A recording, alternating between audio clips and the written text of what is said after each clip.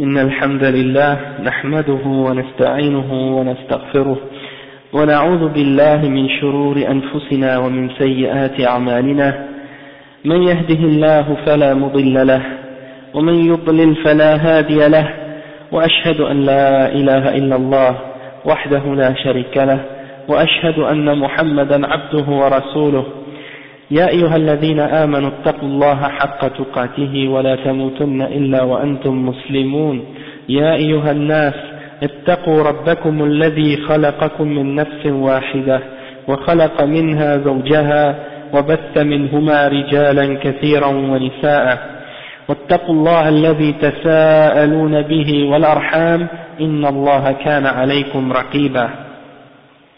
يا أيها الذين آمنوا اتقوا الله وقولوا قولا سديدا يصلح لكم أعمالكم ويغفر لكم ذنوبكم، ومن يطع الله ورسوله فقد فاز فوزا عظيما.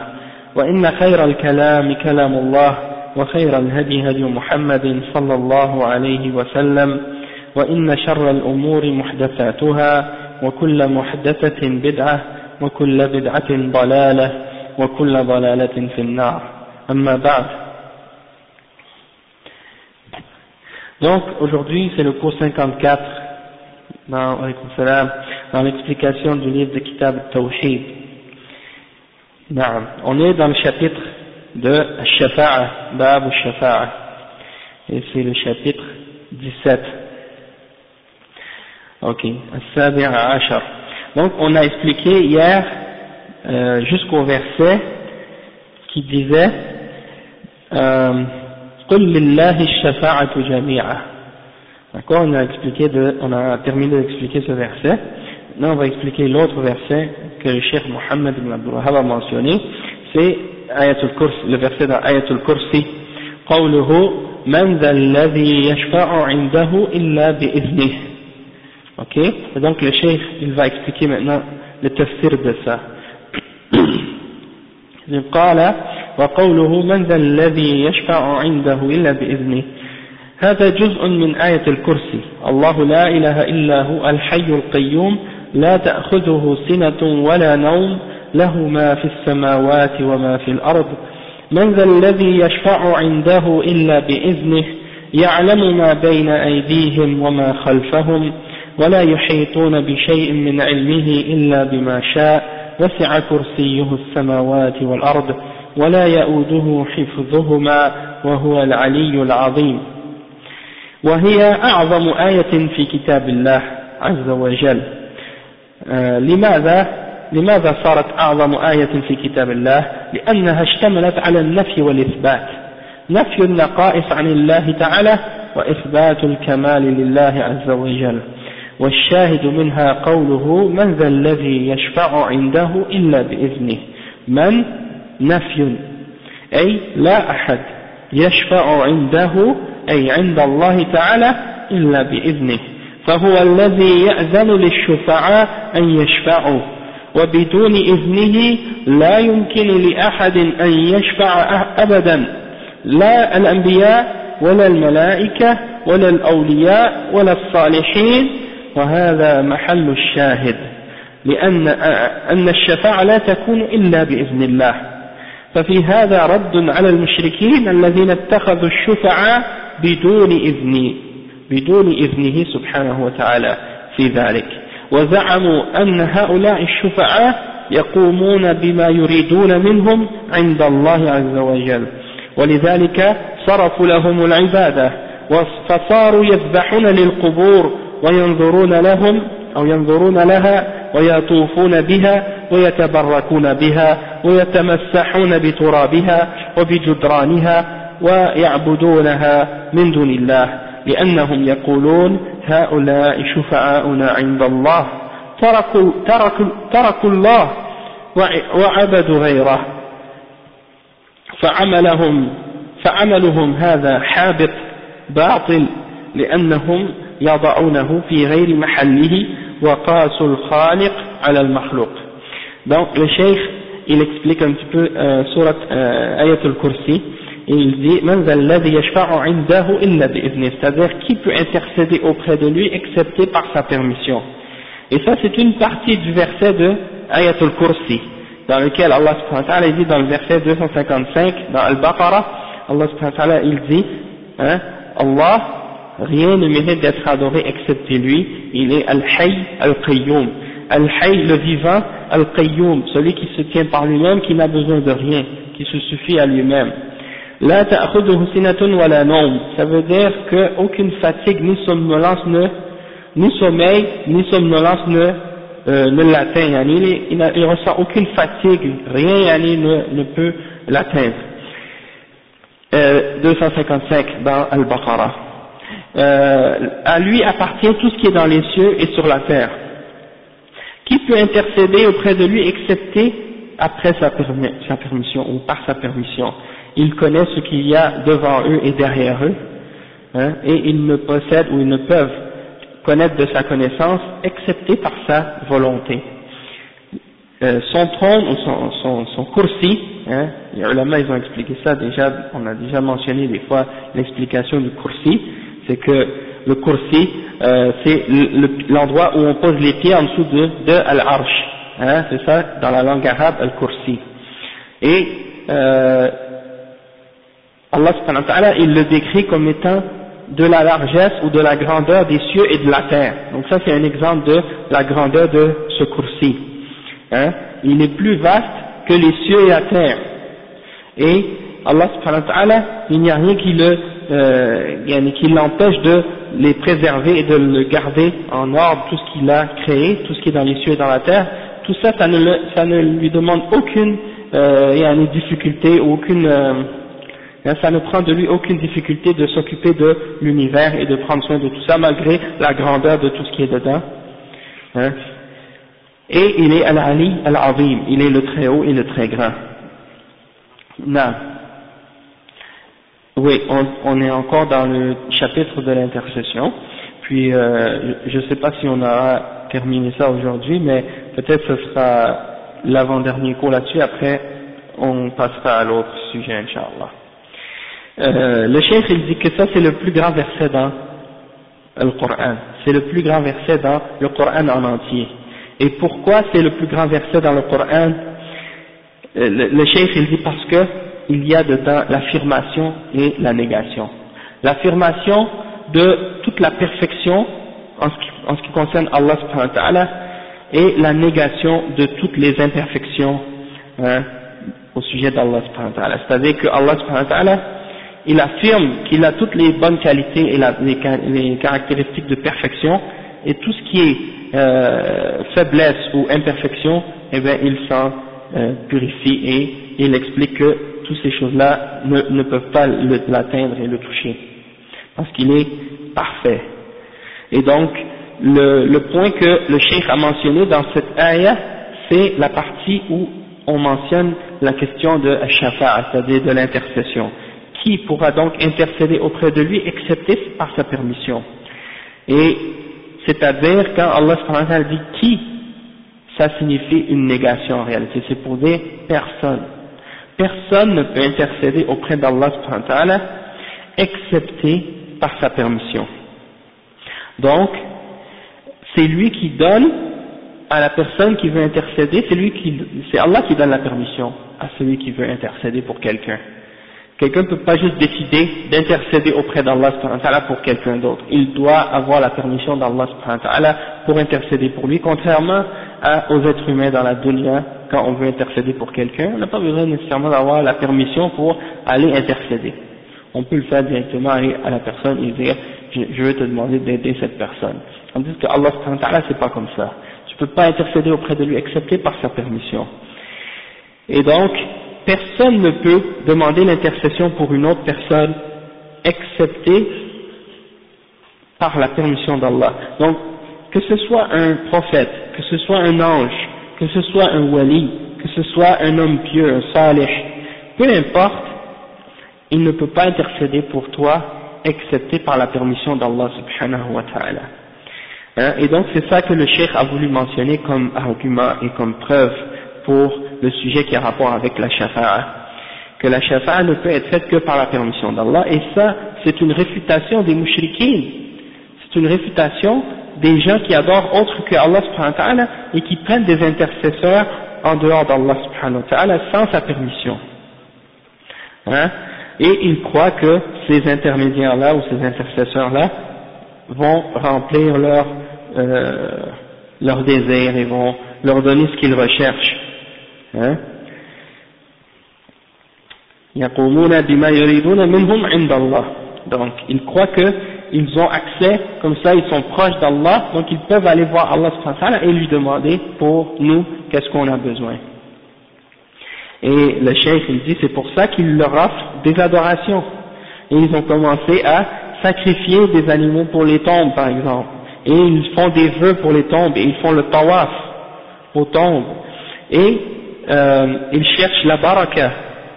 Hein, et il touche à la poussière qui est sur la tombe pour chercher de la baraka, comme de la bénédiction. Il pense que ça va les bénir de toucher à cette terre, ou bien de toucher au mur de la tombe.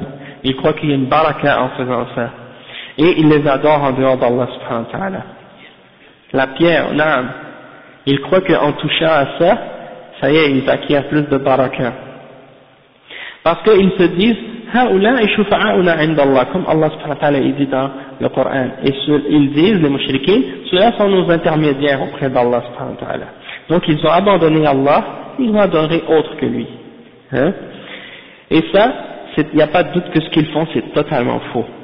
Hein? Parce qu'ils ils mettent l'adoration là où il n'est pas permis de le mettre, c'est-à-dire pour adorer d'autres qu'Allah, et ils font des analogies entre le Créateur et sa créature, en comparant Allah au roi et au président et au chef de compagnie ou autre chose dans cette vie. Et ils le mettent à égalité, comme ils comparent ça avec les relations entre les hommes et d'autres hommes qui ont du pouvoir pour avoir des intercessions auprès d'eux, ils comparent ça avec Allah subhanahu wa ta'ala, quand on veut une intercession de la part d'Allah subhanahu wa ta'ala. Donc ça c'est en ce qui concerne Ayatul Kursi et le sujet de Ash-Shafa'a. Maintenant, l'autre verset qui est mentionné par la suite par le cheikh Muhammad ibn Abdul Wahhab à ce sujet-là, c'est le verset qui dit وَقَوْلُهُ وَكَمْ مِنْ مَلَكٍ فِي السَّمَاوَاتِ لَا تُغْنِي شَفَاعَتُهُمْ شَيْئًا إِلَّا مِنْ بَعْدِ أَنْ يَأْذَنَ اللَّهُ لِمَنْ يَشَاءُ وَيَرْضَى. C'est-à-dire, il y a combien d'anges dans les cieux, leur nombre, leur intercession ne pourra rien leur servir, ne pourra rien servir pour quelqu'un, ne pourra pas profiter à quelqu'un, excepté après que Allah ait donné sa permission et qu'il ait voulu et qu'il ait agréé cette personne-là. Et donc le cheikh maintenant il va expliquer. Ça c'est le verset 26 dans Surat Al-Najm, ok, pour ceux qui veulent le prendre en note. Après le cheikh il dit ثم ساق رحمه الله آية النجم وكم من ملك في السماوات. كم هنا بمعنى كثير فهي خبرية أي كثير من الملائكة. Il y en a beaucoup d'anges dans les cieux. في السماوات لأن موطن الملائكة السماوات ومع كثرتهم لا تغني شفاعتهم شيئا. هذا نفي لأن شيئا نكر في سياق النفي أي لا تغني شيئا أبدا إلا بشرطين إلا من بعد أن يأذن الله هذا الشرط الأول ويرضى لمن يشاء ويرضى هذا الشرط الثاني. ويأذن الله للشافع أن يشفع ويرضى عن المشفوع فيه أن يشفع فيه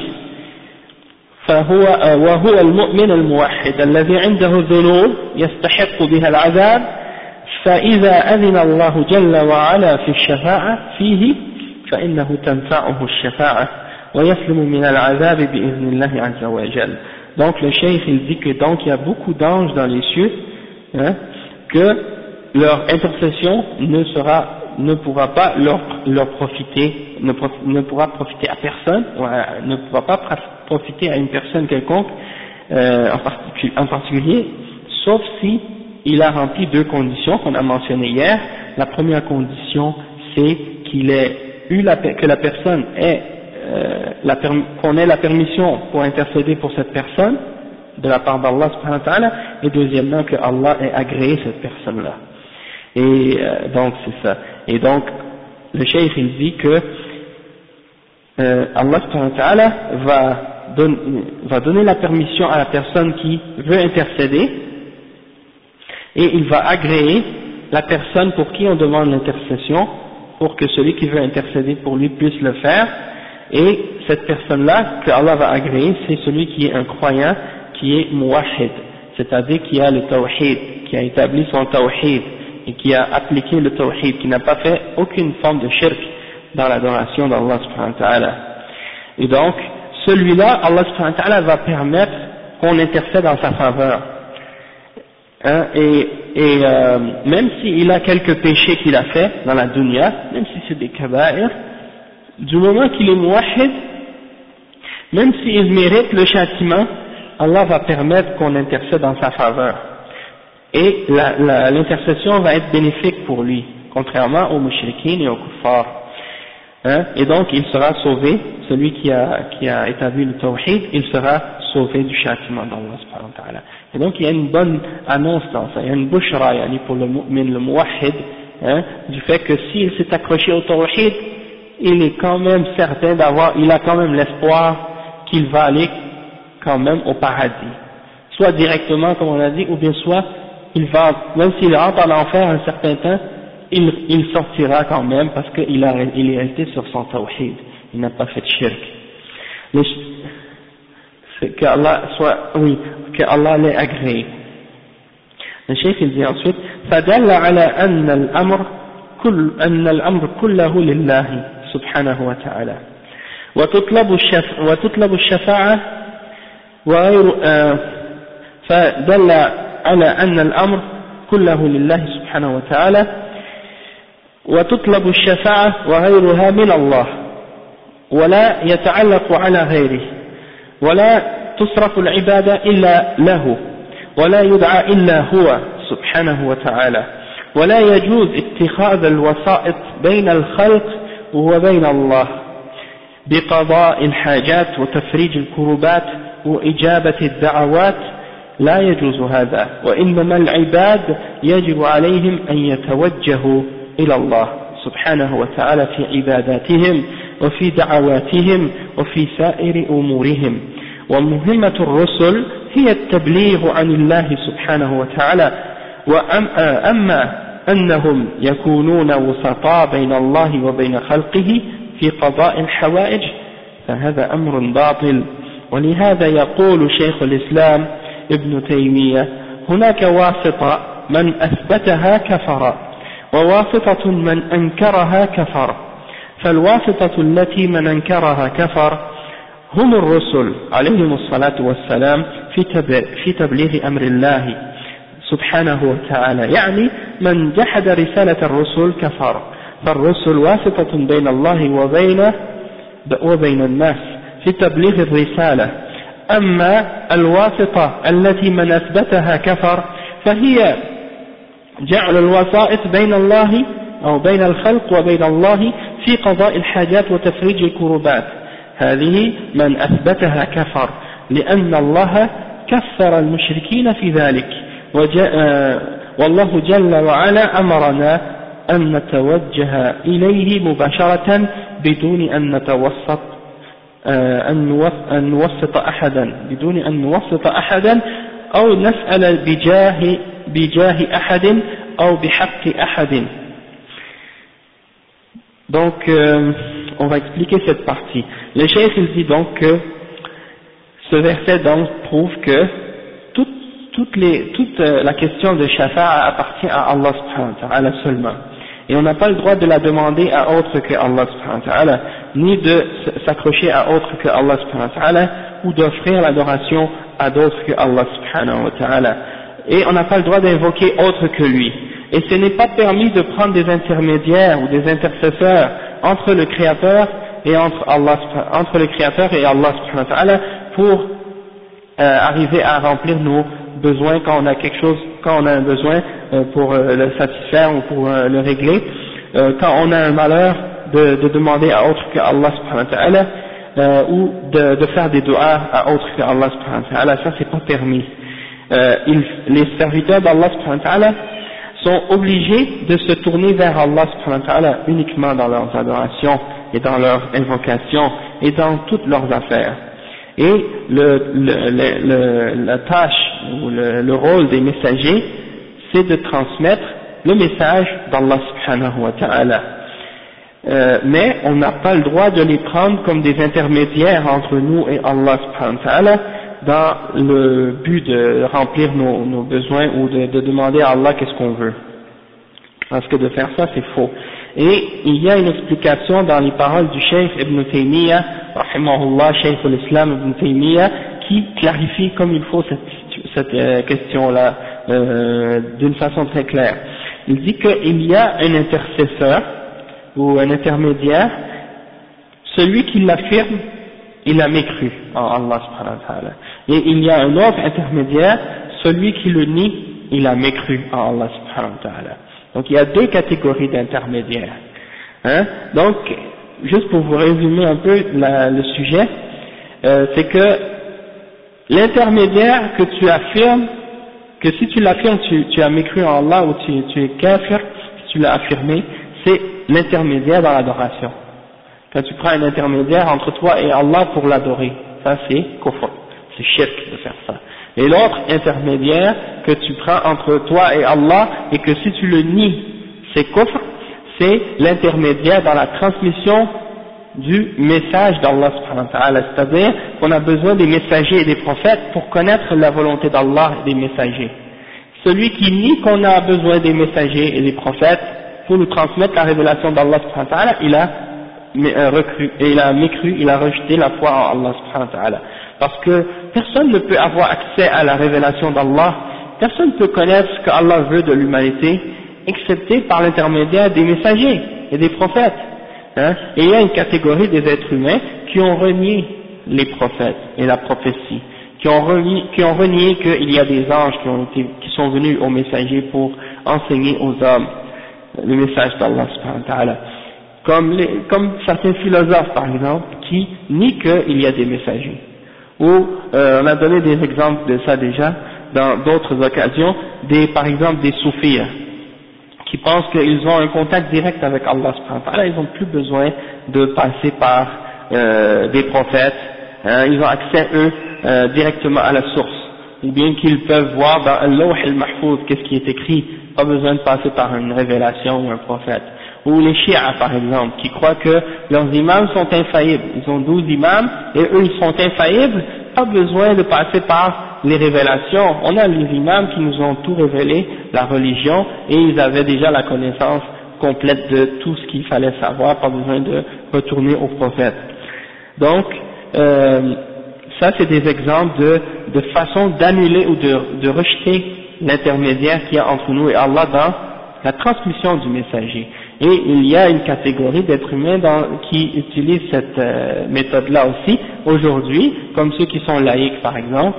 Ils disent, les questions de religion, on n'a pas besoin de ça pour les affaires de la vie, les affaires de la politique ou les affaires économiques.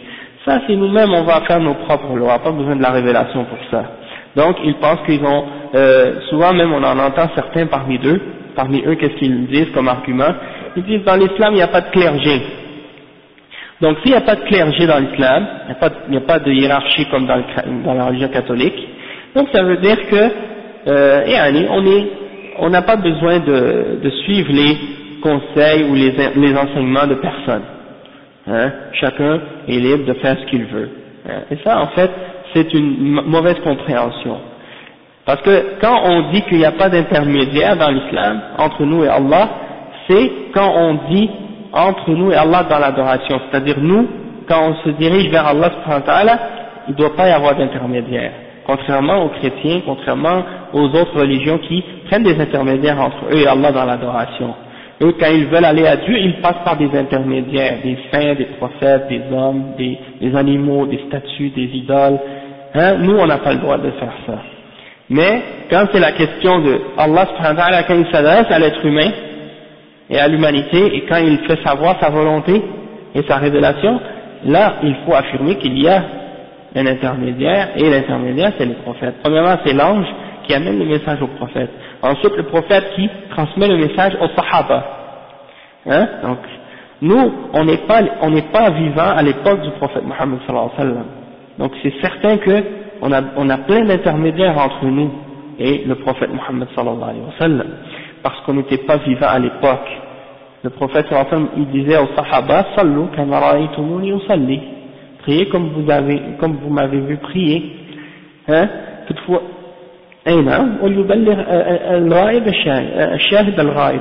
celui qui était absent, celui qui était présent, il transmet le message à celui qui est absent.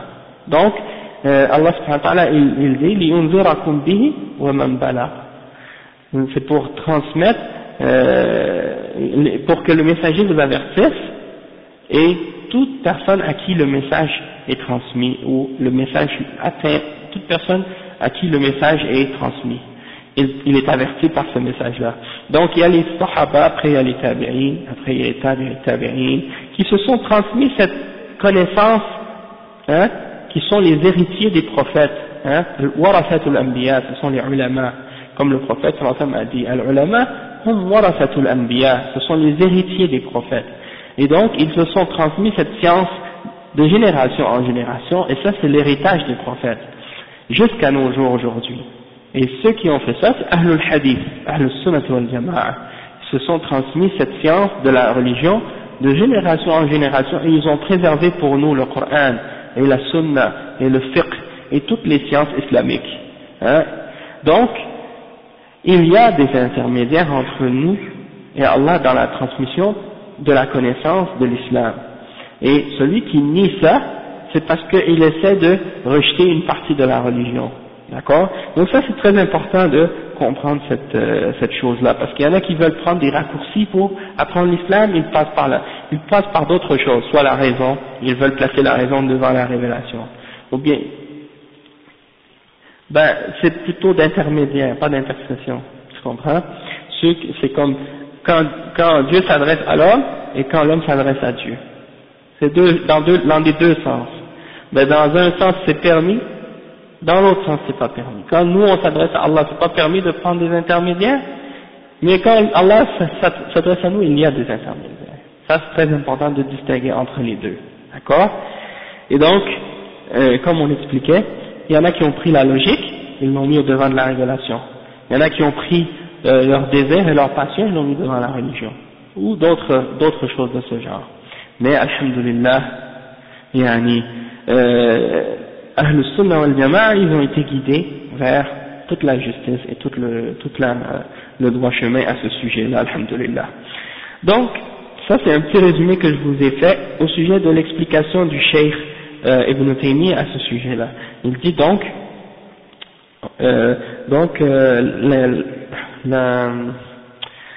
l'intermédiaire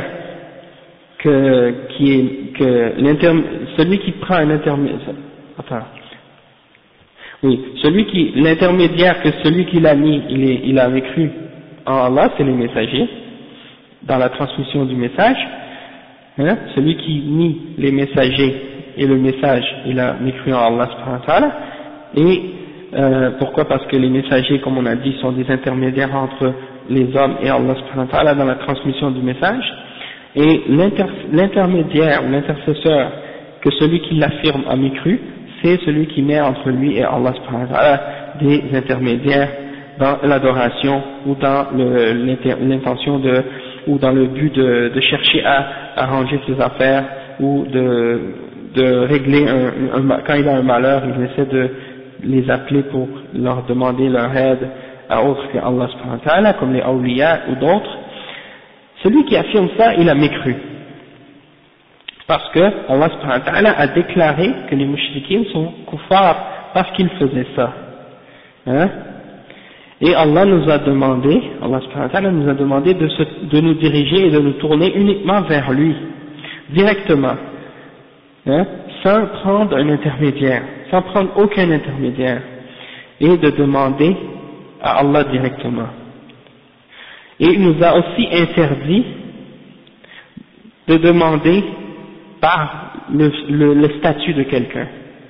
Hein, il y en a par exemple des gens qui vont dire, oh Allah, on te demande nas'aluka bi jahi fulan, c'est-à-dire on te demande par le statut important d'un tel, hein, parce que par exemple les saints ou les prophètes ou les hommes pieux, ils ont une position élevée auprès d'Allah subhanahu wa ta'ala, on ne nie pas ça, on dit oui, ils ont un statut très important, et c'est vrai qu'ils sont près d'Allah subhanahu wa ta'ala, on ne nie pas ça. Toutefois, on n'a pas le droit de demander à Allah subhanahu wa ta'ala par ces choses-là. On doit demander uniquement à Allah directement, pas par quelqu'un, ni par son statut, ni par le droit qu'il a. Hein. Même si quelqu'un a un droit auprès d'Allah subhanahu wa ta'ala, comme les prophètes ou les anges, Allah ne nous a pas permis de les prendre comme des intermédiaires pour régler nos besoins, ou bien pour demander qu'est-ce qu'on veut. Allah subhanahu wa ta'ala, il dit dans le Coran, le chef il explique, il dit حتى ولو كان هذا لأحد لو كان هذا لأحد له مكان عند الله كالرسل والملائكة لأن الله لم يشرع لنا أن نوسطهم في قضاء حوائجنا بل الله سبحانه وتعالى قال وقال ربكم ادعوني أستجب لكم ما قال ادعوني بواسطة فلان أو وسطوا فلانا بيني وبينكم قال ادعوني أستجب لكم. وفي الحديث ينزل ربنا سبحانه وتعالى كل ليلة إلى سماء الدنيا فيقول هل من سائل فأعطيه هل من داع فأستجيب له هل من مستغفر فأغفر له فالباب مفتوح بينك وبين الله عز وجل. لماذا هذا التعريج وهذا الأباطيل التي تجعلها بينك وبين الله؟ اتصل بالله مباشرة وهو سميع مجيب وإذا سألك عبادي عني فإني قريب أجيب دعوة الداعي إذا دعان. فهذا إبطال الوسائط التي يضعونها بينهم وبين الله ويزعمون أنها تقربهم إلى الله زلفى. لا أصحاب القبور ولا الأشجار ولا الأحجار ولا الأصنام ولا أي مخلوق حتى ولا الأنبياء ولا الملائكة الواسطة بين الله وبين خلقه في قضاء الحاجات غير الأعمال الصالحة أمر منفي. أما الواسطة بين الله وبين خلقه في تبليغ الرسالات فهذا أمر ثابت. Donc le cheikh explique, il dit même si c'est des anges, même si c'est des messagers, ils ont un statut élevé auprès d'Allah, oui, mais c'est pas permis de demander par leur statut ou par le droit qu'ils ont auprès d'Allah subhanahu wa ta'ala. D'accord? Parce que leur statut, ils l'ont atteint comment? Et par quoi ils l'ont atteint? Ils l'ont atteint par les bonnes œuvres et par leur foi. Et donc, c'est pour ça qu'ils ont atteint ce statut.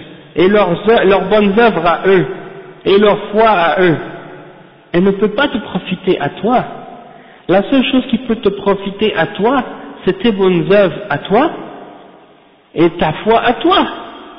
Et c'est ça ce qui va faire en sorte que tu vas mériter la shafa'a d'Allah subhanahu wa ta'ala. Mais de demander par les bonnes actions et les bonnes œuvres de quelqu'un d'autre, ça ne peut pas t'amener auprès d'Allah subhanahu wa ta'ala. D'accord? Et donc, là, le cheikh, ça a un rapport avec le sujet de at-tawassul et le fait de demander par nos bonnes actions, ou de demander par notre foi, ou de demander à quelqu'un qui est pieux de faire un dua pour nous, ça c'est permis. Mais demander par le droit de quelqu'un, ça c'est bid'a. C'est pas shirk akbar. Quand tu dis, quand ils disent par exemple, oh Allah, on te demande par le statut d'un tel, ou par le droit d'un tel, ça c'est une bid'a. Et ça peut amener quelqu'un au shirk, parce que souvent, tu vois des gens, ils commencent comme ça, puis après ils se dirigent directement et demandent directement au wali par la suite. Et la plupart de ceux qui adorent les tombes aujourd'hui, ils demandent directement à celui qui est dans la tombe d'amener sa prière à Allah, ou bien de le guérir, ou des choses de ce genre. Toutefois, il y en a qui disent, oh Allah, je te demande par ton serviteur, ou par son statut. Ça c'est pas shirk akbar, mukhrij min al-millah. sauf que c'est une bid'a, et ça peut amener quelqu'un à tomber dans le shirk à la longue, hein, et c'est pour ça que c'est interdit. Et les sahaba, ils faisaient pas ça, hein, ils demandaient pas par le prophète sallallahu alayhi wa sallam, ou par son statut, ou par des choses de ce genre. Quand ils voulaient demander salatul istisqa, ils demandaient au prophète sallallahu alayhi wa sallam de faire un dua pour eux, hein. Ils ne demandaient pas à Allah par le prophète sallallahu alayhi wa sallam, ils demandaient au prophète sallallahu alayhi wa sallam de faire un dua à Allah subhanahu wa ta'ala pour eux. Et c'est ça qui est permis de faire, pas de demander à la personne ou par la personne à Allah subhanahu wa ta'ala. Donc le cheikh il dit c'est ça. Allah subhanahu wa ta'ala, il a dit, et votre Seigneur, il dit dans Surat Ghafir, dans le verset 60, et votre Seigneur a dit, invoquez-moi et je vais vous répondre. Hein? Invoquez-moi et je vais vous répondre. Il n'a pas dit invoquez-moi par l'intermédiaire de quelqu'un, hein? Ou bien demandez-moi par l'intermédiaire de quelqu'un, ou prenez un tel comme un intermédiaire entre moi et vous. Il a dit, invoquez-moi et je vais vous répondre, je vais vous exaucer. Et dans le hadith qui est rapporté authentiquement du prophète sallallahu alayhi wa sallam, qui dit que Allah descend dans la dernière partie de la nuit au dernier des cieux, au plus bas des cieux, et il dit, est-ce qu'il y a quelqu'un d'entre vous qui veut me demander pour que je lui donne? Est-ce qu'il y a l'un d'entre vous qui veut m'invoquer pour que je l'exauce? Est-ce qu'il y a un d'entre vous qui veut me demander pardon pour que je lui pardonne? Donc la porte est ouverte entre nous et Allah subhanahu wa ta'ala. Donc pourquoi inventer des mensonges et passer par des personnes entre nous et Allah et des intermédiaires entre nous et Allah subhanahu wa ta'ala, alors que Allah subhanahu wa ta'ala nous demande de communiquer directement avec lui, hein? On a une ligne directe, pas besoin de passer par X ou Y, hein? Donc il est Sami'un Mujib, Allah subhanahu wa ta'ala, il est l'audient et celui qui répond à notre invocation. Et il mentionne le verset 186 dans Surat Al-Baqarah. Et lorsque ton serviteur te demande à mon sujet, je suis près de lui, et je réponds à l'invocation de celui qui m'invoque lorsqu'il me demande, ou lorsqu'il m'invoque. Hein? Donc ça c'est la preuve que Allah subhanahu wa ta'ala, il répond à nos invocations, il n'a pas besoin qu'on passe par quelqu'un d'autre pour aller vers lui. Donc il dit qu'il y a dans ça la preuve de la fausseté de prendre des intermédiaires, ou des intermédiaires qu'on met entre nous et Allah subhanahu wa ta'ala, hein, ceux qui prennent ces intermédiaires là et qui croient que ça les rapproche plus d'Allah subhanahu wa ta'ala. Donc il dit que peu importe, hein, qu'est-ce que les mouchriquins aujourd'hui, qu'est-ce qu'ils font, les gens qui adorent les tombes ou les arbres ou les pierres ou les idoles, hein, ou n'importe quel autre parmi les créatures, même les prophètes ou les anges, hein, ceux qui prennent ces intermédiaires-là entre eux et Allah, ça ne peut rien leur servir. Il n'y a rien qui pourra te sauver excepté tes bonnes œuvres. Hein. Et de prendre des intermédiaires entre toi et Allah dans l'adoration, eh ben, c'est quelque chose qui a été nié par Allah subhanahu wa ta'ala. Et en ce qui concerne l'intermédiaire entre nous et Allah, dans la transmission des messages, des messagers, ça c'est une chose qu'on doit affirmer. ثم ذكر الشيخ قوله تعالى قل ادعوا الذين زعمتم من دون الله لا يملكون مثقال ذرة في السماوات ولا في الأرض وتمام الآيتين وما لهم فيهما من شرك وما له منهم من ظهير ولا تنفع الشفاعة عنده إلا لمن أذن له. Le cheikh il mentionne par la suite, Muhammad Abdul Wahhab, un autre verset qui est le verset 22 et 23 dans Surat Saba, hein, qui dit invoquez ceux que vous prétendez être des intermédiaires entre vous et Allah subhanahu wa ta'ala, hein, ils ne possèdent même pas une atome dans les cieux et dans la terre, hein. Et la suite du verset c'est et ils ne sont pas non plus des partenaires avec Allah subhanahu wa ta'ala dans quoi que ce soit dans l'univers, hein, et وَمَا لَهُ مِنْهُمْ مِنْ ظَهِيرٍ, et il n'y en a aucun d'entre eux non plus qui est comme un aide pour Allah subhanahu wa ta'ala. Et l'intercession ne peut être bénéfique auprès d'Allah excepté pour celui pour qui Allah a donné la permission. Si Allah n'a pas donné la permission pour que quelqu'un en intercède en sa faveur, l'intercession ne lui servira à rien. Et il n'y aura même pas d'intercession du tout même. Hein, parce que ça c'est Saba, oui. C'est le verset 22 et 23. Dans ce verset-là, il y a la réfutation de tous les arguments des mushrikins, de tout ce qu'ils peuvent amener comme shubuhat. Premièrement, al-mulk, ceux qui pourraient prétendre qu'ils possèdent quelque chose. Allah dit ils ne possèdent rien. Deuxièmement, peut-être qu'ils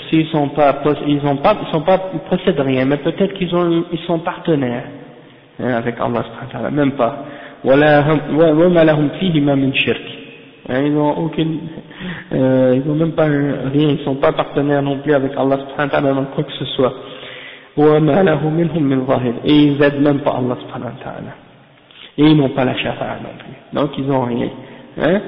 Et après, le cheikh Mohammed ibn Abdul Wahhab, il a mentionné une citation de l'imam Ibn Taymiyyah, rahimahullah. Il dit, قال أبو العباس نفى الله عما سواه كل ما يتعلق به المشركون فنفى أن يكون لغيره ملك أو قسط منه عليكم السلام ورحمة الله وبركاته أو يكون عونا لله ولم يبق إلا الشفاعة فبين أنها لا تنفع إلا لمن أذن له الرب كما قال تعالى ولا يشفعون إلا لمن ارتضى. Donc on va commencer par cette partie-là, parce que probablement que par la suite on va expliquer le reste. Le cheikh dit, Ibn Taymiyyah, qu'est-ce qu'il a dit? Allah a nié à tout ce qui est adoré par les mushrikines en dehors d'Allah subhanahu wa ta'ala. Il a tout nié ce que les mushrikines pouvaient utiliser comme argument pour essayer de prendre ces êtres-là comme intermédiaires. Il a nié qu'ils avaient un mulk ou une partie dans la création. Donc il a nié qu'ils possédaient quelque chose, comme je disais tout à l'heure. Puis il a nié par la suite qu'ils pouvaient posséder une partie dans l'univers, ou qu'ils pouvaient être des aides pour Allah subhanahu wa ta'ala. Il ne restait plus que l'intercession, et même celle-là, Allah a montré qu'il ne la possède pas, et qu'on ne peut la faire que par la permission d'Allah subhanahu wa ta'ala. Comme Allah a dit, وَلَا يَشْفَعُونَ إِلَّا لِمَنِ ارْتَضَى. Ils ne peuvent intercéder que pour celui que Allah a agréé. Ok? Donc tout ça c'est des arguments. Quand vous allez débattre ou argumenter avec des gens qui font du shirk, de ces catégories de shirk là dans leur adoration, vous allez pouvoir utiliser avec eux ces preuves du Coran et de la Sunna pour débattre avec eux et argumenter et leur prouver que de prendre des intermédiaires entre les hommes et Allah subhanahu wa ta'ala dans l'adoration, c'est rejeté par l'islam et c'est shirk, et qu'il ne faut pas supporter des choses pareilles. Hein? Comme Cheikh Mohammed ibn Salih al-Uthaymin, il expliquait dans un livre qui s'appelle Kitab al-Ilm, quand il parlait de l'importance de la science et tout, il disait que tous les livres que les ulama ont expliqués, ils ne sont pas écrits juste pour laisser dans les bibliothèques. Ils sont là pour qu'on les utilise, pour qu'on les lise et pour qu'on les utilise, pour qu'on appelle les gens à cette science-là. Il comparait ça à des armes. Il disait, si tu as plein d'armes et que tu les accroches sur le mur puis que tu les regardes et que tu les utilises pas, est-ce que ça va être utile pour toi? Est-ce que ça va pouvoir t'aider à avoir quelques victoires quelconques? Il a dit non. Eh bien les livres, c'est la même chose. Ces livres-là, ils contiennent des protections et des armes contre toutes les formes de shubuhat, contre toutes les formes d'erreurs, d'égarements. Et il faut les lire et les apprendre et les étudier et les enseigner et les utiliser contre les faussetés qui sont propagées contre l'islam, de l'intérieur ou de l'extérieur. De la part des musulmans ou des gens qui se disent musulmans à l'intérieur, des musulmans qui propagent des choses qui sont contraires à l'islam, et à l'extérieur, des gens qui ne sont pas musulmans qui veulent essayer de combattre l'islam avec toutes sortes de shubuhat. Donc il faut avoir de la science pour être capable de répondre à ça. C'est pas juste comme certains qui répondent aux attaques ou aux accusations ou aux mensonges par des réponses émotives, sentimentales, ils répondent par l'émotion et non pas par les preuves et les arguments. Et donc ça c'est dû à l'ignorance. S'ils entendent un discours émotif qui les émeut, qui les bouge, qui les fait bouger à l'intérieur, là ils se mettent d'accord avec la personne qui parle, même s'ils n'ont pas réellement compris le fond de son message et l'essence de son enseignement. C'est souvent juste par émotion. Il y a des gens qui s'amusent à réunir les musulmans de cette façon-là, par des idées qui sont populaires, qui sont répandues dans la masse et qui plaisent aux gens. Donc lorsqu'ils entendent ces discours, ça leur fait plaisir et donc ils se rassemblent autour de cette personne-là et ils ignorent même parfois c'est quoi la réalité de ce message. Donc nous quand on étudie notre religion, c'est pour éviter justement d'avoir ce genre de réaction émotive et sentimentale pour qu'on revienne à notre religion non pas par émotion mais par compréhension et par connaissance et qu'on s'attache autour des bonnes personnes et des vraies personnes, c'est-à-dire autour des ulama et des gens qui ont le ilm dans cette religion-là et qui ont une bonne compréhension, qui enseignent le tawhid et qui combattent le shirk et les bid'ah et les innovations et qui clarifient aux musulmans la réalité. Et lorsqu'on a bien compris ça, eh ben, Inch'Allah, on sera préservé de tomber dans l'égarement et dans l'erreur. Parce qu'avant de prendre une position avant de prendre une décision ou d'avoir une réaction, on aura bien réfléchi, on aura bien compris, on sait exactement qu'est-ce qui se passe et qu'est-ce qu'on fait. D'accord? Donc, c'est avec ilm qu'il faut réagir. D'accord? Donc, c'est ça. Et donc, le cheikh il dit, ثم ساق رحمه الله كلام شيخ الإسلام ابن تيمية في توضيح هذه الآية وتفسيرها وختم به هذا الباب العظيم الذي هو باب الشفاعة. Donc Ibn Taymiyyah, Cheikh al-Islam Muhammad ibn Abdul Wahhab, il a conclu ce chapitre au sujet de l'intercession avec cette citation de Ibn Taymiyyah rahimahullah. Et donc il dit que وقد مضى الكلام في أول الباب وما فيه من آيات وأحاديث وما فيه من تفصيل في أمر الشفاعة، لأن أمر الشفاعة أمر مشكل من قديم الزمان وحديثه، لأن كثيرا أو جميع ما يقع منهم الشرك في العبادة بدعاء الأولياء والصالحين والموتى، إذا سئلوا وقيل لهم هذا شرك قالوا لا، هذا ليس بشرك، لأننا لم نقصد أن نعبد من دون الله أحدا، لأننا نعلم أن العبادة حق لله، ولكن هؤلاء أناس صالحون لهم مكانة عند الله، ومن العادة أن الإنسان إذا كان له حاجة عند السلطان أو عند الملك أنه لا يتقدم إليه بحاجته مباشرة، لأنه يخشى أن لا يقبل منه أو لا يعرف، فحتى لا يرد طلبه يجعل بينه وبين المطلوب منه واسطة، فهذه الواسطة تشفع له عند من عنده طلب المحتاج،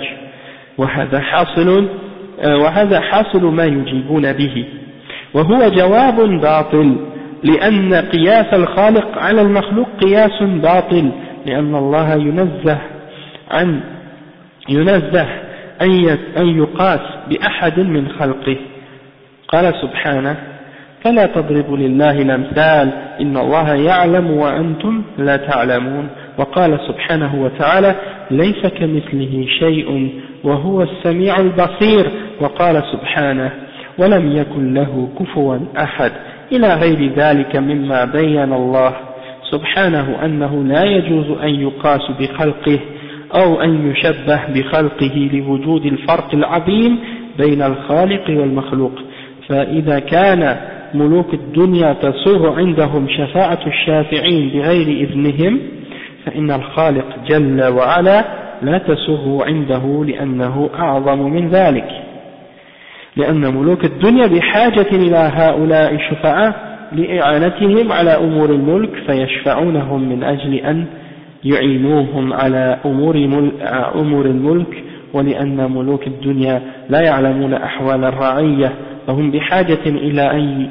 يبلغون أو لأن ملوك الدنيا لا يريدون قضاء الحوائج أحيانا ولا يريدون الرحمة حتى يأتي من الشفعاء من يتكلم معهم حتى تتأثر قلوبهم بالعطف وهذه الأمور كلها منتفية عن الله سبحانه وتعالى فهو ليس بحاجة إلى من يعينه على أمور الملك لأنه غني كريم قادر على كل شيء وليس بحاجة إلى أن يبلغه عن أحوال خلقه أن يبلغه عن أحوال خلقه لأنه يعلم كل شيء وليس بحاجة إلى من يؤثر عليه ويعطفه لأنه بعباده رؤوف رحيم يريد لهم الخير ويريد لهم الإعانة ويحب العفو والمغفرة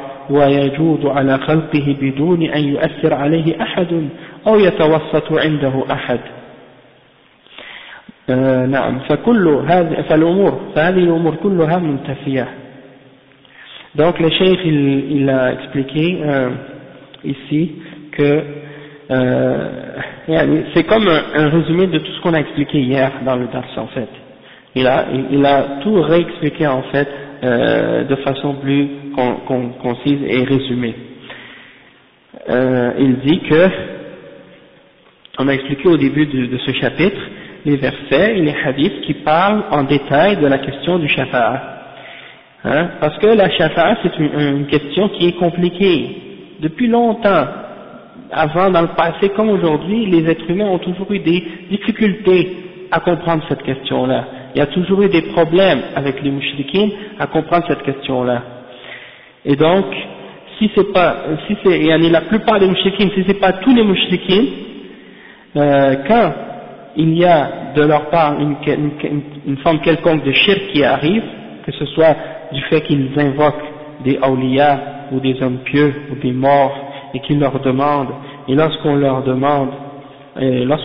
ça c'est shirk, ils disent non ça c'est pas shirk, parce que nous on n'a pas voulu, on n'a pas eu l'intention d'adorer ces êtres-là en dehors d'Allah, on n'a pas eu l'intention d'adorer d'autres en dehors d'Allah, parce qu'on sait que l'adoration c'est un droit unique qui appartient uniquement à Allah subhanahu wa ta'ala, mais ce sont des hommes pieux qui ont une place élevée auprès d'Allah subhanahu wa ta'ala, un statut auprès d'Allah subhanahu wa ta'ala. Donc dans les traditions humaines, entre les êtres humains, quand on a un problème on va voir le roi, on va voir le président, on va voir quelqu'un qui est haut placé, mais on ne peut pas y aller directement parce qu'il ne nous connaît pas et peut-être qu'il ne va pas nous accepter, et donc on a besoin de quelqu'un qui va intercéder pour nous, comme on dit des fois une connexion. On n'a pas de connexion, on a besoin, ici au Québec ils disent on n'a pas une plug, on a besoin d'une plug, quelqu'un qui va nous mettre en contact avec quelqu'un qui est branché, qui peut nous aider à nous rapprocher de celui qui a la position de décision.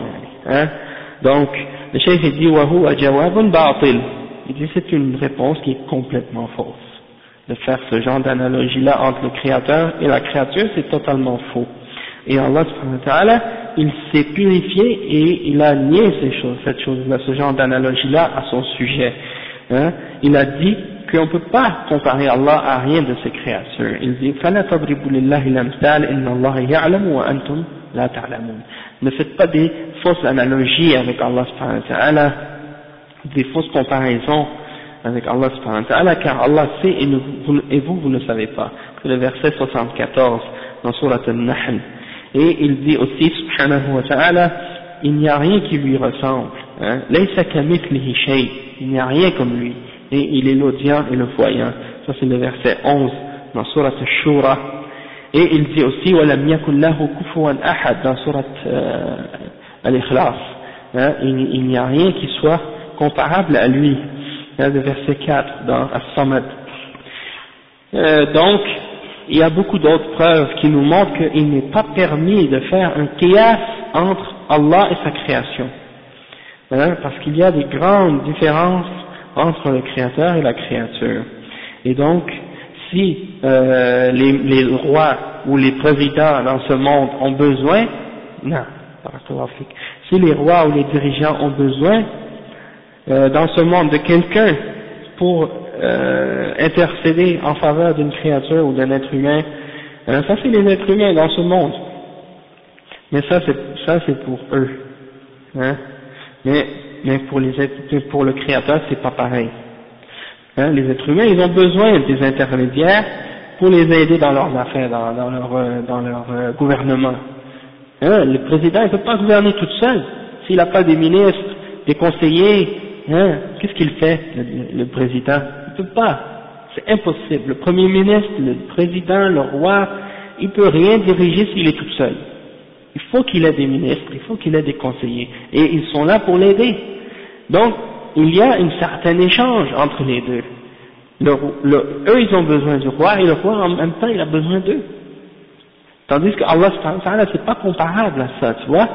Donc, de faire cette comparaison-là, c'est faux, à cause de la différence qui existe entre les deux analogies, entre les deux choses qu'on compare. Les êtres humains, les rois, ils ont besoin de l'aide de leurs conseillers, et en même temps aussi, c'est que des fois ils peuvent avoir pas envie d'aider certaines personnes, ou pas envie de faire du bien envers telle ou telle personne, ou bien des fois ils ne connaissent pas l'état des gens qui ont vraiment besoin d'aide, et donc à cause de ça ils vont pas les aider, ils ont besoin d'un intermédiaire pour les mettre au courant et les informer de la situation des personnes qui vont demander de l'aide. Donc Allah subhanahu wa ta'ala, il n'est pas comparable à ça. Allah subhanahu wa ta'ala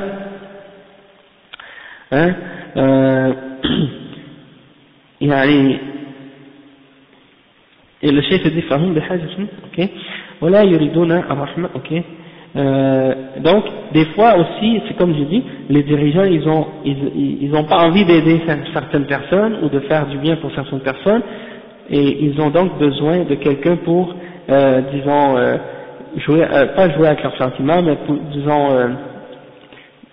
comment je pourrais dire, leur faire sentir de la sympathie envers certaines personnes pour vouloir les aider, tu vois, d'une certaine façon, tandis que Allah subhanahu wa ta'ala, il n'est pas comparable à ça. Tout ça c'est nier. Quand on parle à propos d'Allah, on doit nier ces choses-là, parce qu'Allah n'a pas besoin de personne pour l'aider dans la gouvernance de l'univers.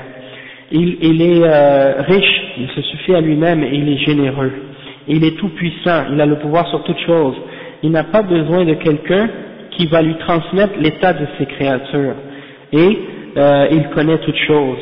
Et il n'a pas besoin de quelqu'un pour l'influencer à aider quelqu'un ou d'avoir de la miséricorde pour quelqu'un. Bien au contraire, Allah subhanahu wa ta'ala, il est Ra'oufun Rahim, il est indulgent et il est miséricordieux pour ses créatures, et il veut pour eux du bien, il veut les aider, il veut le pardon et la miséricorde pour eux, et il est généreux pour sa créature sans qu'il ait besoin que quelqu'un ait à l'influencer dans ces choses-là, ou sans qu'il ait besoin d'un intermédiaire pour arriver à régler ces choses-là. Donc tout ça c'est nié. وبذلك بطلت حجة المشركين وتبين أن فعلهم هذا هو الشرك. سماه الله شركا في قوله تعالى ويعبدون من دون الله ما لا يضرهم ولا ينفعهم ويقولون هؤلاء شفعاؤنا عند الله ويعبدون من دون الله هذا هو الشرك في الآية الأخرى والذين اتخذوا من دون وفي الآية الأخرى والذين اتخذوا من دونه أولياء ما نعبدهم إلا ليقربونا إلى الله زلفى ثم توعدهم بقوله إن الله يحكم بينهم فيما هم فيه يختلفون إن الله لا يهدي من هو كاذب كفار فسمى فعلهم هذا كذبا وسماه كفرا بل سماه مبالغة في الكفر سماه مبالغة في الكفر لأن كفار صيغة مبالغة فالذي يفعل هذا قد بلغ غاية الكفر وأعظم الكفر والعياذ بالله. Le cheikh il dit donc que on voit la fausseté des arguments des mouchriquins quand ils font de telles comparaisons entre Allah et la créature, et on a compris en même temps que qu'est-ce qu'ils font, c'est shirk, et Allah l'a appelé shirk. Les chrétiens ils font ça dans leurs adorations, ils prennent des intermédiaires entre eux et Allah subhanahu wa ta'ala. Les juifs ils font ça, ils prennent des morts et des saints comme intermédiaires entre eux et Allah subhanahu wa ta'ala. Les bouddhistes ils font ça avec leurs statues, Bouddha et autres. Les hindous avec les milliers de divinités qu'ils possèdent, ils font ça. Les Haïtiens en Haïti qui adorent les lois, les esprits, les djinns, ils les prennent comme des intercesseurs entre eux et Allah subhanahu wa ta'ala. Et tous, ces gens-là ils disent on croit à un Dieu unique. Les Haïtiens, quand les voodouisants, ceux qui font le voodoo, là, qui adorent les lois, ils disent qu'ils croient à un Dieu unique. Malgré tout, ils prennent des intermédiaires entre eux et Allah. Si vous demandez aux chrétiens combien de dieux qu'ils croient, ils vont dire un Dieu unique. Et ils prennent des intermédiaires entre eux et Allah. Et quand vous demandez aux juifs qui font ces choses-là, combien de dieux vous adorez, ils vont dire on croit à un Dieu unique. Donc, le fait de dire qu'on croit à un Dieu unique, ça suffit pas pour dire qu'on est muwahhid, qu'on est monothéiste. Être monothéiste, c'est quand on a nié tout ce qui est pris comme intermédiaire entre nous et Allah subhanahu wa ta'ala. Et ça, beaucoup de gens n'ont pas compris. C'est pour ça que des fois vous entendez certains groupes musulmans qui disent les trois grandes religions monothéistes. Il n'y a pas trois grandes religions monothéistes. Il y a une seule grande religion monothéiste et c'est l'islam. Et tous les messagers d'Allah ont enseigné cette religion-là, c'était l'islam. Et donc, il y en a qui ont mal compris ça. Il y en a qui croient qu'aujourd'hui, les religions que les gens pratiquent parmi les juifs et les chrétiens et les autres groupes, ils croient que ça, c'est la même chose que le même message qu'ils suivent aujourd'hui, c'est la même chose que les prophètes suivaient. Comme si les chrétiens aujourd'hui s'imaginent, certains groupes musulmans s'imaginent que ce que les chrétiens d'aujourd'hui suivent, c'est le message que Jésus a amené. Et ce que les juifs suivent aujourd'hui, c'est le message que Moïse a laissé. Alors que c'est faux. C'est des formes de religion qui ont été transformées, qui ont été changées depuis bien longtemps, depuis des siècles. Et ils sont tous divisés en différents groupes et en différentes sectes qui ont toutes des croyances et des idées et des compréhensions différentes. Ils ne sont pas une seule religion unie, un seul groupe. La même chose pour les musulmans. Ils ne sont pas un seul groupe uni avec une seule croyance et une seule compréhension et une seule pratique. Wa alaykum salam wa rahmatullah. Ils ont tous des différences dans leur compréhension, dans leur croyance, dans leur interprétation. Et donc, il y en a qui disent, quand ils voient ces différences-là, il y en a qui disent, il faut tous accepter. Ça, c'est la pluralité. C'est la pluralité de la manifestation de l'islam. Il faut toutes les accepter. Il ne faut pas critiquer une par rapport à l'autre. Toutes sont bonnes. Celui qui dit ça, il a menti à propos d'Allah et à propos du messager d'Allah sallallahu alayhi wa sallam. Parce que l'islam que le prophète sallallahu alayhi wa sallam nous a amené, c'est l'islam qui est dans le Coran et dans la sunna authentique du prophète sallallahu alayhi wa sallam. Tout ce qui est en contradiction avec ça, c'est pas l'islam, même si c'est pratiqué par les gens.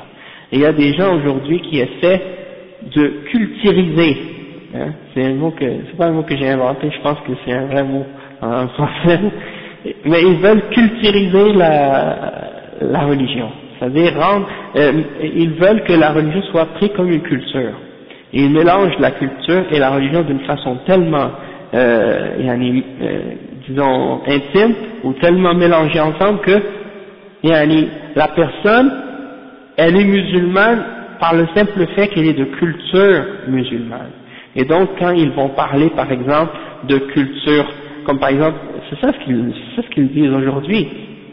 Ils vont dire l'islam africain, l'islam égyptien, l'islam saoudien, wa alaykum salam wa rahmatullah, l'islam algérien, l'islam marocain, l'islam sénégalais. Il n'y a pas toutes ces formes d'islam là. L'islam c'est l'islam. L'islam c'est ce qui est dans le Coran et dans la Sunna. Maintenant, la culture, il y a la culture marocaine, culture algérienne, culture sénégalaise, culture saoudienne, hein, culture égyptienne. Ça, c'est des cultures. Et dans ces cultures-là, il y a des choses qui sont en accord avec l'islam, qui sont en accord avec le Coran et en accord avec la Sunna, et il y a des choses qui sont en contradiction avec le Coran et en contradiction avec la Sunna. D'accord? Donc maintenant, ils essaient de nous faire comprendre que il y a donc chaque pays a son islam. Hein? Il y a des, je disais justement dans un livre, il y a des gens, par exemple en Grèce, ils disent qu'ils sont orthodoxes, même quand ils sont athées. Ils ne croient pas en Dieu, mais ils disent je suis grec orthodoxe. Parce que c'est la culture, c'est devenu une culture, la religion. Aujourd'hui, il y a des juifs, ils ne croient même pas en Dieu, ils sont complètement athées. Puis quand tu leur demandes, hein, qu'est-ce que tu es, ils disent je suis juif. Parce que tellement qu'ils ont mélangé la culture et la religion, que la religion est devenue une culture pour eux. Et donc, ils font aucune distinction entre la culture et la religion. Et c'est en train de devenir comme ça chez les musulmans. La religion est en train de devenir une culture. Et ça, c'est pour ça que maintenant, quand ils entendent des musulmans qui sont en train de dénoncer certaines pratiques ou certaines croyances qui sont propagées dans les pays musulmans, ils disent « Ah, ça c'est des gens, sont des intégristes, sont des ci, sont des ça, sont des extrémistes. Hein? » C'est pas vrai. On est en train de dire aux musulmans, oubliez pas que l'islam, c'est pas une culture. L'islam, c'est une croyance. C'est basé sur des fondements, des principes de croyance, et c'est basé aussi sur des pratiques. Donc, mélangez pas votre culture avec la religion, parce que vous risquez de vous tromper par la suite. L'islam, c'est l'islam, la religion, la culture, c'est la culture. Et c'est deux choses différentes. Donc ça, c'est juste un point en passant, parce que ces traditions-là de shirk qui sont pratiquées actuellement dans les pays musulmans, hein, de prendre des intermédiaires entre les hommes et Allah subhanahu wa ta'ala, wa alaykum salam wa rahmatullah, eh ben, ça fait partie de la culture de certains musulmans. Mais ça fait pas partie de l'islam, d'accord? Et quand ils disent, par exemple, l'islam saoudien, aujourd'hui, parce qu'ils s'imaginent que l'islam saoudien, comme on dit, tout ce qui se pratique comme l'aspect religieux de tout ce qui se fait en Arabie Saoudite, ça veut dire comme ça, c'est l'islam saoudien. Et ils disent comme si par exemple que si on est salafi, ils disent ça y est, vous êtes des wahhabis et vous suivez l'islam saoudien. Et ça veut dire en même temps qu'on est d'accord avec tout ce qui se passe ou tout ce qui se fait en Arabie Saoudite. Et ça c'est faux. On a posé une fois, j'ai écouté une cassette, ils ont posé la question au Cheikh bin Baz, Abdelaziz ibn Baz, rahimahullah. Il dit, quelqu'un qui a posé la question au sujet d'une personne qui dit, la musique c'est halal parce que si c'était pas halal, le gouvernement ne l'aurait pas accepté. Et Cheikh bin Baz, il a répondu, il a dit, le gouvernement n'est pas infaillible. Le gouvernement peut se tromper.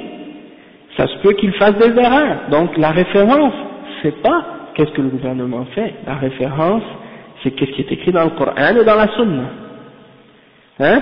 Et il y a plein de ulama de Ahl Sunna wal Jama'a qui sont pas saoudiens et qui suivent le même manhaj. Wa alaykum salam wa rahmatullah. Et donc, d'essayer de peindre l'image de cette façon-là, l'islam qu'ils prétendent, comme ils disent, par exemple l'islam saoudien, il existait avant que l'Arabie Saoudite existe. Hein? Les ulama d'Ahl Sunnati wal Jama'a, ils ont toujours existé dans la Ummah. Avant Muhammad ibn Abdul Wahhab, avant Ibn Taymiyyah, avant l'imam Malik, avant l'imam Shafi'i, à l'époque des Sahaba, c'était quoi l'islam que les Sahaba pratiquaient? Nous, c'est ça qu'on dit. Retournons à ces références-là, à l'islam que les Sahaba pratiquaient, à l'islam que le prophète sallallahu alayhi wa sallam a laissé aux Sahaba, et que les tabi'in ont pratiqué, et le tabi'in ont pratiqué, et ainsi de suite, à travers les siècles. Wa alaykum salam wa rahmatullah. Avant que les philosophies rentrent et se mélangent avec la croyance, avant que les sectes apparaissent, hein, le soufisme, le chiite et tout ça, ça c'est arrivé après, ça a été un mélange. Donc c'est pour ça, toutes ces formes de shirkiyat sont rentrées dans les pays musulmans par la suite, et là ils veulent les prêcher et les propager au nom de la culture. Et c'est pour ça que c'est important de comprendre que c'est pas une culture, mais c'est une aqida, c'est basé sur une aqida. D'accord? Donc, le cheikh il mentionne des preuves et des exemples, des versets à ce sujet-là. Il dit وَيَعْبُدُونَ مِن دُونِ اللَّهِ, et ils invoquent ou ils adorent en dehors d'Allah ce qui ne peut ni les nuire, ni leur profiter. Et ils disent, ceux-là sont nos intermédiaires auprès d'Allah. Ça c'est le verset 18 dans Surat Yunus. وَيَعْبُدُونَ مِن دُونِ اللَّهِ هذا هو الشرك. Ils disent, ils invoquent et ils adorent en dehors d'Allah. Ça prouve que c'est le shirk. Et dans l'autre verset, dans Surat Az-Zumar, le verset 3, qu'on a mentionné également hier, et ceux qui invoquent ou qui prennent en dehors d'Allah subhanahu wa ta'ala des alliés ou des intermédiaires ou des intercesseurs, ils disent nous les adorons pas et nous les adorons que pour qu'ils nous approchent plus d'Allah subhanahu wa ta'ala. Et Allah les a menacés par la suite en disant Allah va juger certes entre eux à propos de ce qu'ils faisaient, ou à propos de ce sur quoi ils ont divergé entre eux, et Allah ne guide pas celui qui est menteur et mécréant, kafar. Allah a appelé leurs actions, le fait de prendre des intermédiaires entre Allah et sa création, il a appelé ça kufr. Et il a appelé ça kadhib, mensonge et kufr, mécréance. Il a appelé, même, non seulement il a appelé kufr, mais la personne qui le fait, il l'a appelé kafar. Et kafar, c'est la forme en arabe fa'al, ça veut dire, c'est al-mubalagha, ça veut dire, c'est comme l'extrême de la mécréance. C'est pas juste la mécréance, c'est l'extrême, la limite de la mécréance. Ça veut dire, tu peux pas aller plus loin que ça dans la mécréance. Et donc, c'est la forme qui est utilisée dans le verbe ou dans la forme du mot qui nous montre à quel point c'est une grave forme de mécréance. Des fois, dans la langue arabe, il y a des petites subtilités comme ça. Quand tu retournes au sarf, tu regardes les significations de la formation des mots, tu vois que ça peut donner une différente signification juste par la forme. Et ça, c'est une des beautés de la langue arabe. Après, le cheikh il dit وفي هذه الآية قل ادعوا الذين زعمتم من دون الله لا يملكون مثقال ذرة في السماوات ولا في الأرض وما لهم فيهما من شرك وما له منهم من ظهير ولا تنفع الشفاعة عنده إلا لمن أذن له. يقول هذه الآية والتي بعدها يقول العلماء عنها إنها قطعت عروق الشرك من أصله. Cheikh il mentionne le verset qu'on a mentionné tout à l'heure, dit aux mouchriquins, invoquez ceux que vous prétendez être des intermédiaires entre vous et Allah, ou bien que vous prétendez être des shuraka en dehors d'Allah, ils ne possèdent pas une atome dans les cieux et sur la terre. Et ils ne possèdent rien, même pas, ils ne sont même pas non plus, ils ne possèdent pas les cieux et la terre, ils n'en possèdent même pas une partie, et ils ne sont pas un aide non plus pour Allah subhanahu wa ta'ala, ou un support pour Allah subhanahu wa ta'ala, et ils n'ont pas également l'intercession, excepté pour celui qui a eu la permission qu'on intercède en sa faveur. Donc les ulama ont dit à propos de ce verset-là, c'est le verset qu'on a mentionné tout à l'heure, qu'il a coupé toutes les veines du shirk à la base. Toutes les veines du shirk ont été coupées à la base avec ce verset-là. Il ne reste plus rien. أما قوله تعالى قل فهذا أمر لرسول الله صلى الله عليه وسلم بأن يقول لهؤلاء الذين يدعون الملائكة ويدعون غيرهم من دون الله ويزعمون أنهم يشفعون لهم عند الله بغير إذنه سبحانه وتعالى قل لهم يا أيها الرسول بلغهم وأخبرهم بين لهم. Donc le cheikh il dit, en ce qui concerne la parole d'Allah subhanahu wa ta'ala, dit, ça c'est un commandement au messager d'Allah sallallahu alayhi wa sallam, pour qu'ils disent à ceux qui invoquent les anges ou qui invoquent toute autre créature en dehors d'Allah subhanahu wa ta'ala, tous ceux qui prétendent être des êtres qui peuvent intercéder pour eux auprès d'Allah subhanahu wa ta'ala sans sa permission, dis-leur, ô messager d'Allah, transmets-leur et informe-les, hein, et clarifie pour eux. ادعوا هذا أمر توبيخ وتعجيز، لأن الأمر يأتي أحيانا للتوبيخ والتعجيز لا لطلب الشيء أو تشريع الشيء، كما في قوله فمن شاء فليؤمن ومن شاء فليكفر، فليس هذا أمرا بالكفر، وإنما هذا أمر توبيخ وتهديد، وإلا فالله لا يأمر بالكفر وإنما فليكفر معناه أمر تهديد وتوبيخ، وقد يكون الأمر للتعجيز، يا معشر الجن والإنس إن استطعتم أن تنفذوا من أقطار السماوات والأرض فانفذوا، وهذا أمر تعجيز. Donc le cheikh il dit que quand Allah il dit aux messagers de dire aux mouchriquins, invoquez ce que vous voulez en dehors d'Allah ou ce que vous prétendez être intermédiaire entre vous et Allah, c'est pas un ordre pour dire aux gens faites-le, c'est pas comme un commandement pour dire invoquez d'autres que Allah, mais en réalité c'est pour leur dire que ce qu'ils font c'est faux, et c'est pour montrer la fausseté et la laideur de ce qu'ils font, et pour montrer que ces idoles-là et ces choses-là qu'ils adorent en dehors d'Allah sont dans l'incapacité de les aider, ils n'ont aucun pouvoir. Parce que des fois, quand Allah mentionne un verbe sous la forme impérative, ça ne veut pas toujours dire un commandement de faire quelque chose. Des fois, c'est juste au contraire pour montrer que c'est laid de le faire, que c'est en fait pour les défier, ou pour leur montrer que ce qu'ils font c'est pas acceptable, c'est pas bien, c'est pas correct.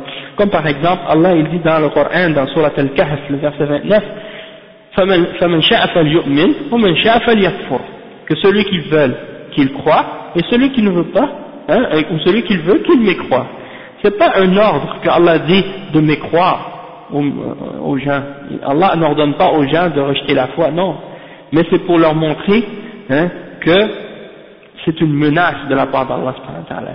Que vous choisissiez la foi, ou que vous choisissiez la mécréance, si vous choisissez la mécréance, sachez qu'il y aura pour vous une menace. La preuve du verset qui suit par la suite.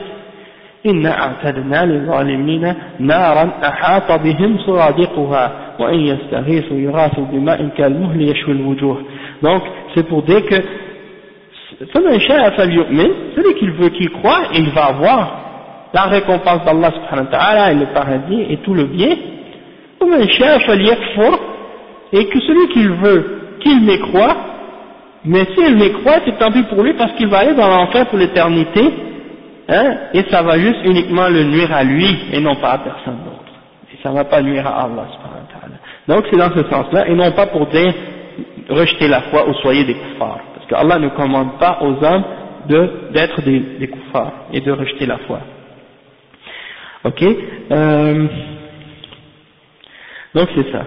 Et donc, comme par exemple, aussi, des fois, il montre dans Surat Al-Rahman, le verset 33, Allah subhanahu wa ta'ala dit, ô assemblée de djinns et d'hommes, si vous êtes capables de sortir des limites des cieux et de la terre, alors sortez. C'est pas un ordre que Allah donne dans ce verset-là de sortir, non. C'est pour montrer que vous n'êtes pas capable de vous enfuir. Supposons vous pensez que vous êtes capable de vous enfuir de la terre, d'aller vous cacher quelque part, ou peu importe où vous êtes capable de vous cacher d'Allah et de son châtiment. Non, vous n'êtes pas capable de vous enfuir. Peu importe où vous allez, vous êtes toujours dans la propriété d'Allah subhanahu wa ta'ala. Même si vous réussissez à sortir de cette galaxie ou de ces étoiles-là qui vous entourent, Allah subhanahu wa ta'ala, il va, et vous ne pouvez pas lui échapper. C'est ça que ça veut dire. Donc c'est pas pour montrer de le faire, mais c'est pour montrer que vous êtes dans l'incapacité de vous en sortir. Donc on va s'arrêter là maintenant pour tout de suite, puis on continuera Inch'Allah cette explication là parce que c'est un verset qui est très important à comprendre, puis on veut lui donner le droit qu'il mérite d'explication Inch'Allah. Donc, étant donné que il nous reste pas beaucoup de temps avant la salat, on va s'arrêter, Inch'Allah, maintenant, puis on continuera samedi prochain, bi'idhnillah. سبحانك اللهم وبحمدك أشهد أن لا إله إلا أنت أستغفرك وأتوب إليه وفيكم بركة 55